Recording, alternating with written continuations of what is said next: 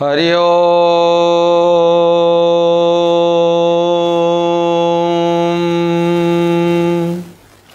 श्री गणेशाय नमः। ओम श्री परमात्मने नमः। सुमुखश्चैकदन्तश्च कपिलो गजकर्णक लंबोदरश्च विकटो विघ्ननाशो विनायको धूम्रकेतु गणाध्यक्षो बालचंद्र गजानन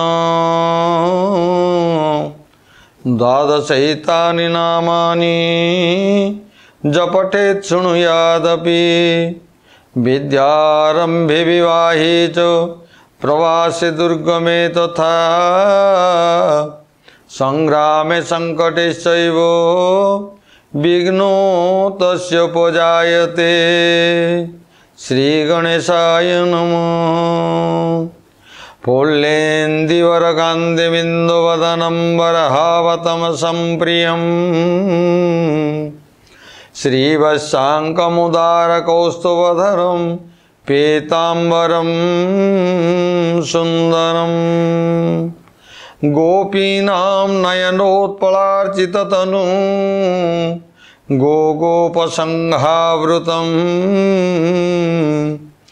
गोविन्दं कलवेणुवादनपरं दिव्यांगभूषं भजे। श्रीकृष्णाय नमः।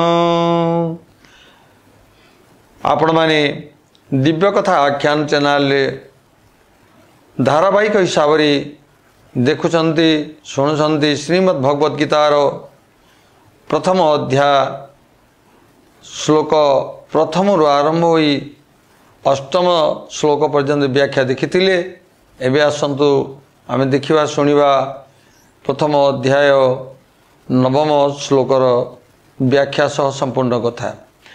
तेबे पूर्वर आपण अष्टम अध्याय शुणी बड़ सुंदर कथा थिला। जो 7 जन चिरंजीवी थिले तांको भितर आउ जणे अछंती जाहाकू लोके जानी नाहांती, अनेके जानी नाहांती, अनेके 7 जन कहंती, किंतु मो मतरे पुराण शास्त्रादि लेखा थिबारु आउ जणे मध्ये अछंती।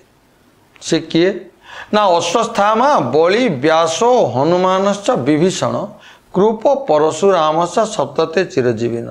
किंतु आउ जणे मध्ये अछंती, से जणे हेले किए मार्कंडेय। से मार्कंडेय को विषय ये 8 जन चिरंजीवी अछंती जहाँकि शास्त्र रे प्रमाण अछि। आ क्यों शास्त्र रे क्यों श्लोक रे केते नंबर कोन प्रमाण अछि आपण जे प्रमाण खोजिबे मो सहित जोगाजोग करंतु, मो फोन नंबर रे जोगाजोग करंतु बा आम चैनल दिव्य कथा आख्यान चैनल रे जो नंबर दिया जाउछि आपण से नंबर रे जोगाजोग करंतु, आपण यार तथ्य जानिबे। तथापि कहि रखे या पद्म पुराण रो सृष्टि खंडर 51 अध्याय 7 नंबर श्लोक रे अछि कि तां कहले सप्ततांज स्वरे नित्यम मार्कंडेय जथाष्टकम जीवेत वर्षम शतम साग्रम सर्वव्याधि विवर्जितम। यही 8 जन से माने चिरंजीवी हटाते। वर्तमान आमे आलोचना करिवा नवम श्लोकर। नवम श्लोक कहती अन्ये च बहवः शूरा मदर्थे त्यक्त जीविता नाना शस्त्र प्रहारणाः सर्वे युद्ध विशारदाः। कहबार अर्थ अन्य एमानक व्यतीत बहव अनेक शूरा शूरवीर अछंती मद अर्थे जो माने मो पाई अछंती त्यक्त जीविता निज जीवनर आशा मध्य छाड़ी देइछंती च एवं नाना शस्त्र प्रहारणा से माने अनेक प्रकार अस्त्र शस्त्र चालना करि पारंती।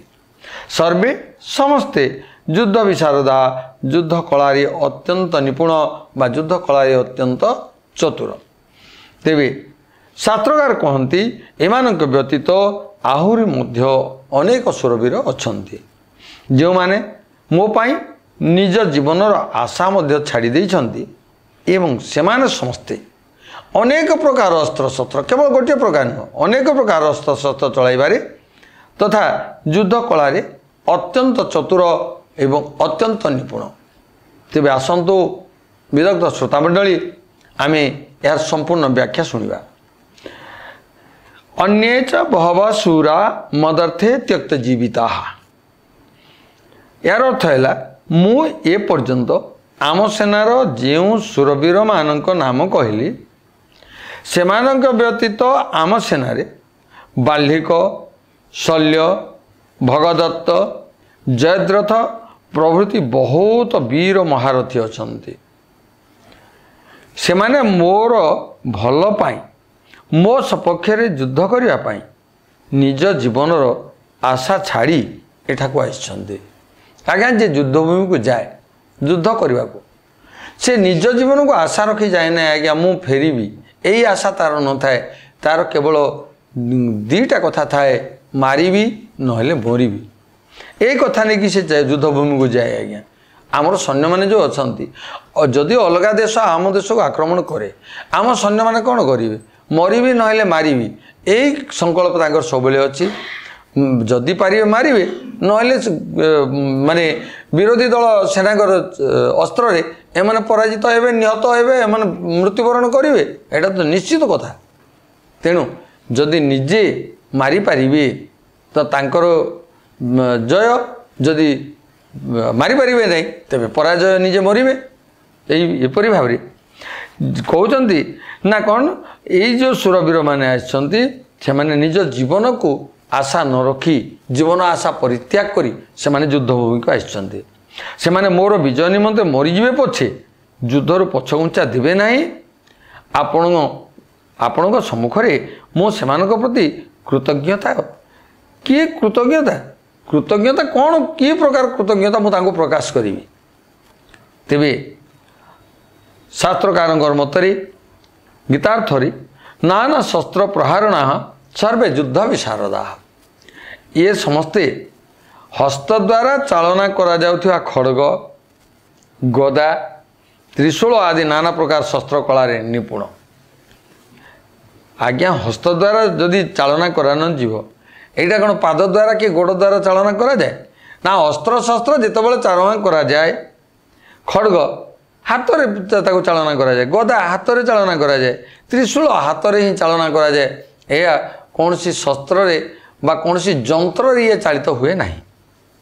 तेणु से माने हस्त कला बहुत निपुण हस्त चालना बहुत निपुण हस्त चालना करी से माने शत्रु को पराजय परास्त निहत जहा किछि कर दे पारिबे।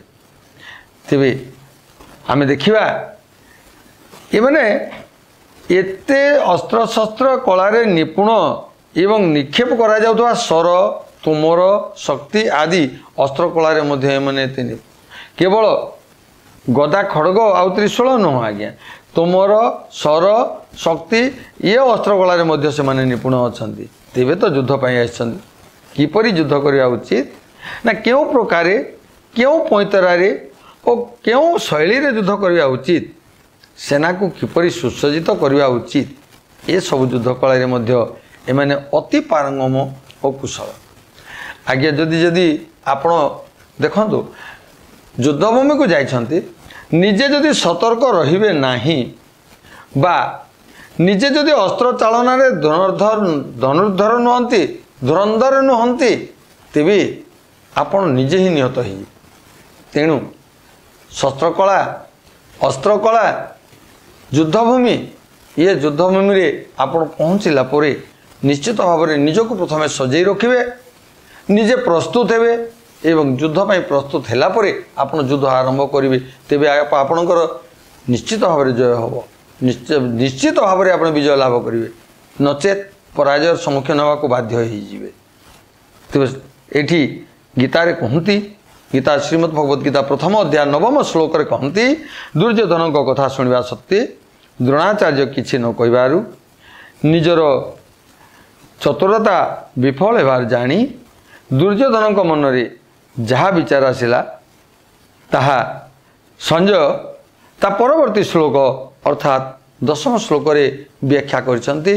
आमे से 10 श्लोकर व्याख्या शुणिबा परवर्ती पर्याय रे ବର୍ତ୍ତମାନ ପାଇଁ ଆମର ଏଇ ନବମ ଶ୍ଲୋକକୁ ଏଇଠି ବିରାମ ଦେବା। ଆପଣମାନେ ଆମର ଦିବ୍ୟକଥା ଆଖ୍ୟାନ ଚ୍ୟାନେଲକୁ ଦେଖନ୍ତୁ। ଧାରାବାହିକ ହିସାବରେ ଏହି ଶ୍ରୀମଦ୍ ଭଗବତ ଗୀତାର ପ୍ରତ୍ୟେକ ଅଧ୍ୟାୟର ପ୍ରତ୍ୟେକ ଶ୍ଲୋକର ସମ୍ପୂର୍ଣ୍ଣ ବ୍ୟାଖ୍ୟା, ସମ୍ପୂର୍ଣ୍ଣ ଶବ୍ଦର ଅର୍ଥ ବ୍ୟାଖ୍ୟା ଆପଣମାନେ ଶୁଣିପାରିବେ ଏବଂ ଆପଣଙ୍କର ମତାମତ ଆମକୁ ଆମର ଦିବ୍ୟକଥା ଆଖ୍ୟାନ ଚ୍ୟାନେଲକୁ ନିଶ୍ଚିତ ଭାବରେ ଜଣାଇବେ। ଆଶା କରୁଛୁ ଆପଣମାନଙ୍କର ମଙ୍ଗଳ ହେଉ। ଏହି ମଙ୍ଗଳ କାମନା କରିବା ସହ ବର୍ତ୍ତମାନ ପାଇଁ ବାଣୀ ବିରାମ ଦେବା। ଆସନ୍ତୁ ପରବର୍ତ୍ତୀ ଶ୍ଲୋକ ଆମର ଯେଉଁ ପ୍ରଥମ ଅଧ୍ୟାୟର 10ମ ଶ୍ଲୋକ ଶୁଣିବା ପର୍ଯ୍ୟନ୍ତ, ଯେତେବେଳେ ପର୍ଯ୍ୟନ୍ତ ଆପଣ ଦେଖିବେ ସେତେବେଳେ ପର୍ଯ୍ୟନ୍ତ ଆମକୁ ବିଦାୟ ଦିଅନ୍ତୁ। ରହୁଛୁ। ଜୟ ଜଗନ୍ନାଥ। ହରି ଓମ୍ ତତ୍ସତ୍।